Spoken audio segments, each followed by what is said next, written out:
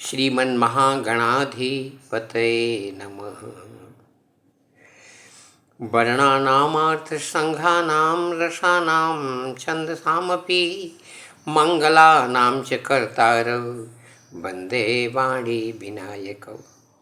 माँ, आपके सर्वस्वरूप हैं। सर्वस्वरूपे सर्वे से सर्वशक्ति समन्विते भयभ्यस्ताहिनो देवी दुर्गे देवी नमोस्तुते। और सब भय दूर करके आप भक्त को बालक जैसे आनंद देती हैं। नित्य निरंतर मस्त होकर के आपकी कृपा में ये दही मक्खन खाते हैं और उनके जीवन को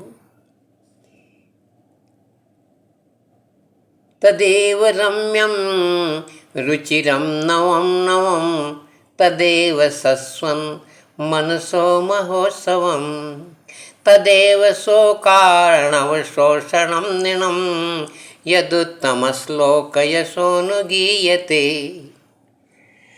मैया, आप जब कृपा करती हैं, माँ कौशल्या जगत जननी की भी जगत जननी हैं आप जब जिसके ऊपर कृपा कर देती हैं वही राम बन सकता है। माँ की कृपा ही आपके एक श्लोक का ख्याल आ रहा है।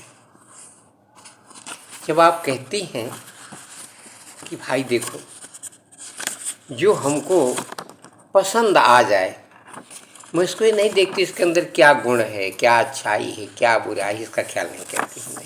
बस मेरे मन की बात है, मेरे मन में अगर आ गया, मैया कहती है मेरे मन में आया तो मैं इसको क्या क्या नहीं बना देती हूँ। उसके दोष गुण का ध्यान नहीं देती हूँ, उसके अंदर कितने भी दुर्गुण रहेंगे सब उसको भुला जाती हूँ और फिर उसकी क्या हाल कर देती हो, ये सब जानते हैं। ते सम्मता जनपदेषु धनानि तेषां जसांसि न च सीदति धर्मवर्गः धन्यास्त एव निविदात्मज वेत्यदारा जेखां सदाभ्युदयदा भवती प्रसन्ना। सदा अभ्युदय प्रदान करने वाली आप जिन पर प्रसन्न रहती हैं, सदा अभ्युदय प्रदान करने वाली, मैंने उसको एक पल भी नहीं लगता किसी समस्या का हल करने में। हर समस्या को एक पल में वो हल कर लेता है, यह अभ्युदय है। सदा अभ्युदय प्रदान करने वाली आप जिन पर प्रसन्न रहती हैं वे ही देश में सम्मानित है। जिन पर प्रसन्न थे वही देश में सम्मानित है और उन्हीं को धन और यश की प्राप्ति होती है। उन्हीं का धर्म कभी शिथिल नहीं होता, उनका धर्म कभी छूटता नहीं। जिस धर्म का वो पालन करते हैं वो सदा करते रहते हैं। वे ही अपने हृष्ट पुष्ट स्त्री पुत्र और भृत्यों के साथ धन्य माने जाते हैं। वही धन्य माने जाते हैं। मैया आप जिसके पर कृपा कर देती, किसी प्रकार का गुण जिसके अंदर नहीं है, परंतु मात्र आपकी किस कारण से आप कृपा कर देती है नहीं समझ में आता। मैं अपनी आंखों से देखा हूँ, एक बालक अति जिद्दी, क्रोधी, किसी की बात न सुनने वाला, उसको आपने अभ्युदय प्रदान कर दिया और उसका नाम ही अभ्युदय हो गया है। भैया, अब हम इस नवरात्रि में उत्तर चैत्र के महात्म्य का पाठ करने जा रहा हूँ, जिसमें 11वें और 12वें अध्याय का तथा 9वें अध्याय का संपुट पाठ करूँगा। जो आदमी मन चित्त लगा करके यह श्रवण कर ले मैया, और यह धूप दीप छोटा सा जो आपको हमने समर्पित किया है, बस इतने ही धूप दीप से मैया आप जब प्रसन्न हो जाएं तो बहुत बड़ी कृपा होगी।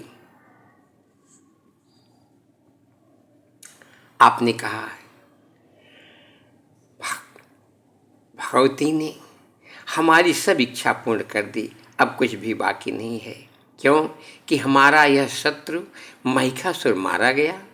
महेश्वरी, इतने पर भी यदि आप हमें और वर देना चाहती हैं तो हम जब जब आपका स्मरण करें तब तब आप प्रसन्न होकर दर्शन देकर हम लोगों के महान संकट को दूर कर दिया करें।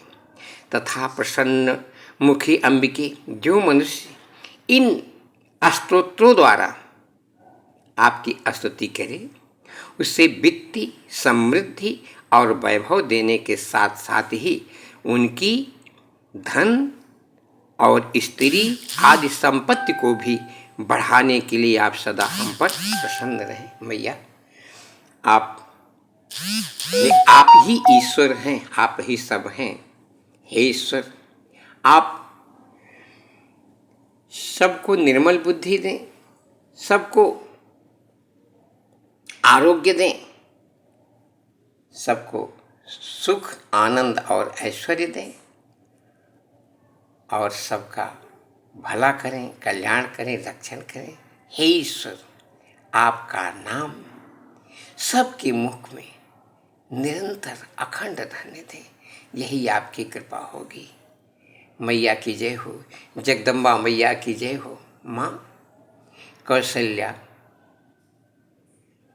देवकी, यशोदा मैया और आज की सब माताएं कृपा करें जिसके ऊपर वह इस प्रसारित वीडियो को सुन करके प्रसन्न हो।